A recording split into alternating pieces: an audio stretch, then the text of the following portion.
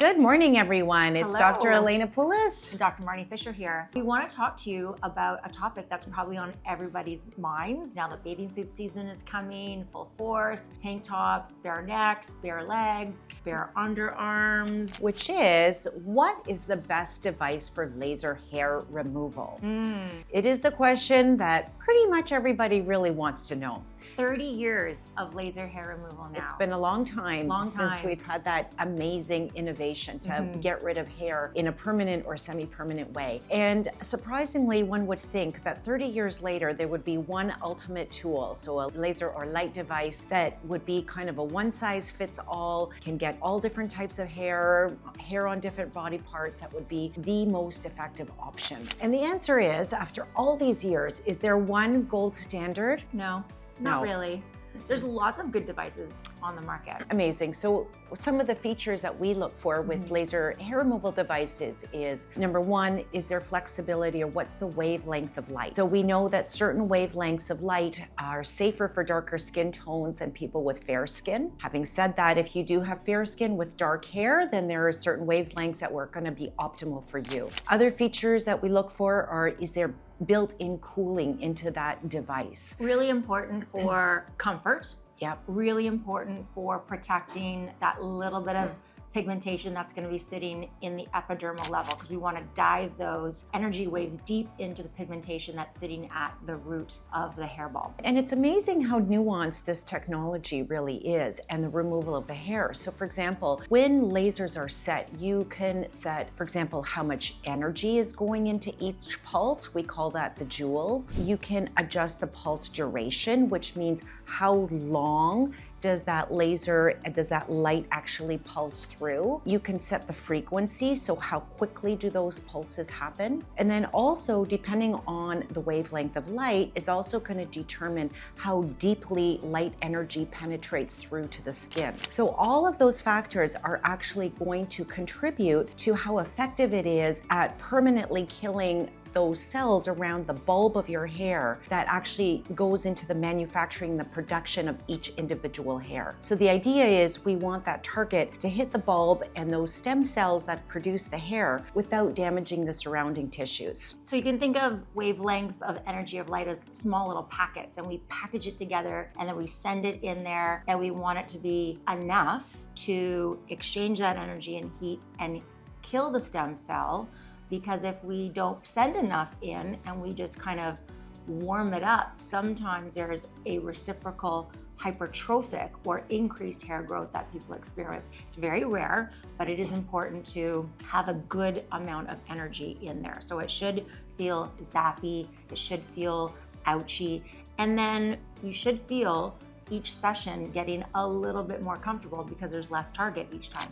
And just to sort of continue on with that. So it is very nuanced, and in fact, as we go through, let's say, the cycles of hair removal, so let's say we need 5 or 6 treatments to effectively reduce the hair count to what we want, which usually our target is eliminating, let's say, 90 to 95% of the existing hairs. Sometimes we actually cycle through different devices. So here at Kingsway, we actually have 3 different laser and light devices that we use for hair removal. We will make the assessment based on the patient's skin color, based on the type of hair. So is it very coarse or is it very fine? Is it on the face? Because we know that those stem cells might be sitting a little higher versus areas on the body like the back where those stem cells are deeper. And we find that as we go through, let's say, a cycle of 5 or 6 treatments, we might actually move the patient from one device to another device to make sure that each time we're doing a treatment, you're getting effective reduction in the amount of hair. Also, the interval between treatments. So for years and years and years, the industry standard was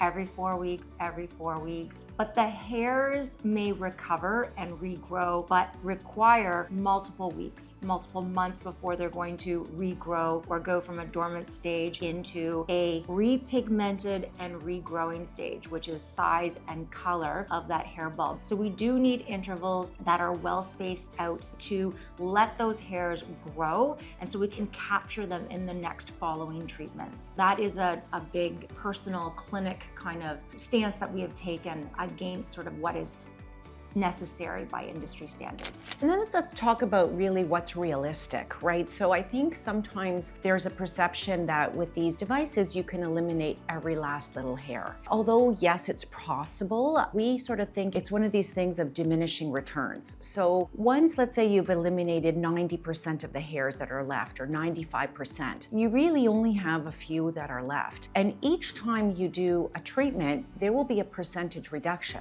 But let's say you're already down to 5% of those existing hairs and you get a 20% improvement with that subsequent laser treatment. Well, you might only be knocking out 2 or 3 hairs with that treatment. So sometimes it just stops becoming practical. So typically what we recommend is remove the bulk of the hair. So yes, 90%, 95% improvement, it's an achievable goal. It should be something that you're looking for. But once you get down to that very minimal amount, we kind of tell people just, maybe come once a year for maintenance if you want to do that right before bathing suit season, but to keep going and going and going to kind of get from 95% better to 99% better, it's probably not really worth your time and your energy. So definitely laser hair, it's fabulous, people love it. And I mean, even 50% removal is a huge improvement for a lot of people. Say men, their neck beard area in the front, that's a huge improvement for, say, just that feeling of going to work every day in a confident manner. I think it's like really kind of one of the best gifts that you can give yourself, male or female, just not to have to worry about hair control, right? You want to take a vacation, you want to go for a swim. I mean, it's amazing not to have to pre-plan what you're going to do for your hair and to control your hair before those kind of events. So is laser hair removal permanent? In most cases, it is. Once those stem cells are legitimately removed and they're not there functionally, they're not regrowing, it is permanent. But it's the percentage of the permanent removal that is a little bit less predictable. I have seen a few hairs, stragglers come back after 1 or 2 years, they pop back up like little seedlings, but that's not the majority. It's just not the majority. So exactly. Once the treatments are completed, and we'll dive into that, most of the permanency is seen and then it continues. Oh yeah, definitely. Yeah. I mean, and if we can talk just from personal experience, I think, I was lucky enough to be able to do my laser hair removal as a resident, which was now over 25 years ago. And I did a lot of different body parts, and what a gift not to have to worry about hair removal all the time. So is it permanent? Yes. But is it 100% permanent? No. So let's say 90 to 95% of the hairs can be permanently removed. But like Dr. Fisher just mentioned, there can be a few little scragglers here and there. So let's talk a little bit about the procedure and how do we go about doing it? Well, the first thing is assessment for the size of the hair, the color of the pigment in the epidermis, and that contrast. So that allows us to set the device for its energy, its joules, its frequency, and picking the wavelength as well for that individual. And just to be clear, it is safe for darker skin tones, safe, right? Yes. All the way through, even to the darkest of skin tone. It's just that as the skin color is deeper and darker with more pigment, we have to be far more selective as to which type of device we're using and those settings. The most important thing is to have the hair present, so no plucking, no waxing, and shave the hair off at the surface. Good shave is really key. We don't want any bendies at the top. Or sometimes they do wiggle under the surface and they get a little extra energy and it crisps up the skin, and you can't completely avoid that. But it's shaving to hit the target. The target is the bulb is underneath the skin. So some people don't like the idea of the shaving, and I get it, especially for ladies on the chin and the face. Yeah, on the face. Well, honestly, we get a lot of questions about that. Oh my God, there's no way I can shave my face. The hair is gonna come back darker.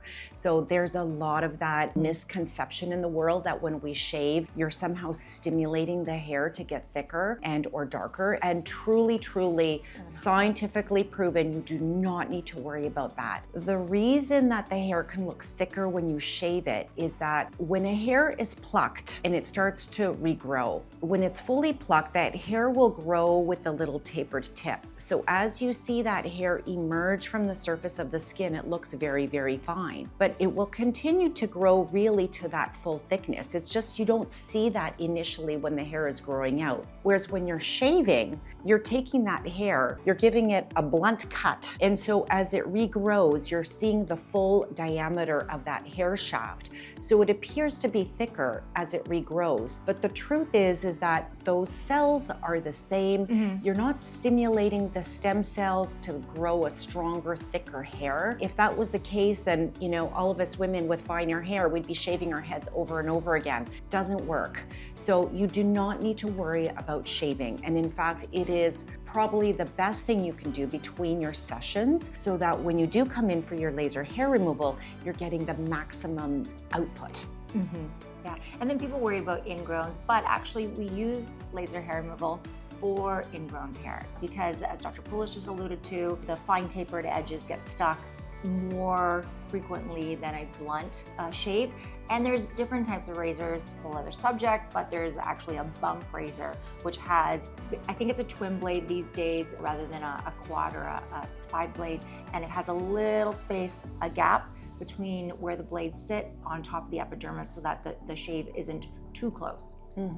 Yeah, great. Very important. Amazing. Our process here at Kingsway, so if this is something that's of interest to you, give us a call. We always start with the patient assessment. So we'll take a look, see what the quality is of the hair, how thick, the color, your skin tone, and basically we will put a package together. Usually it's 5 to 6 treatments, sometimes 7, depending on how difficult we think it's going to be. We modify as we go along. So we'll start with what we think is the best device, but sometimes if we feel that the progress is stagnating or not improving as quickly, we will switch devices. We'll try a slightly different wavelength, add more energy as we see a safe. So it's a very dynamic process with continual reevaluations along the way until we really achieve our objective. Okay, great. Thanks for listening. Thanks for listening, everyone. If you have any questions, we always love to hear from you. Please drop some questions in the chat below.